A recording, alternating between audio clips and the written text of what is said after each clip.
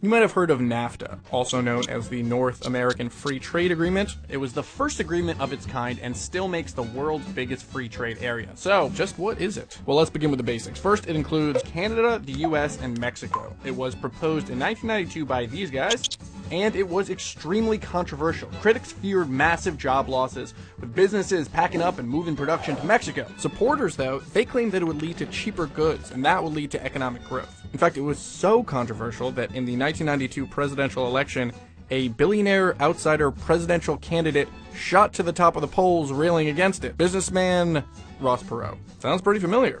But NAFTA won out in the end with Congress and then President Clinton ratifying it in 1993. We are ready to compete, and we can win. NAFTA is a large, incredibly complicated document, but at its core, it's pretty simple.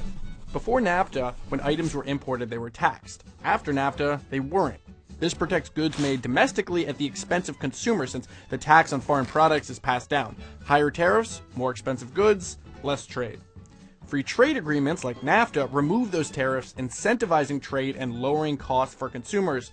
Tariffs were greatly reduced at the start of the agreement in 1994 and totally eliminated by 2008. So what did NAFTA accomplish? It's not easy pinpointing the exact effects that NAFTA has had because there are many factors in how economies function, but since the agreement, U.S. trade amongst Mexico and Canada has tripled.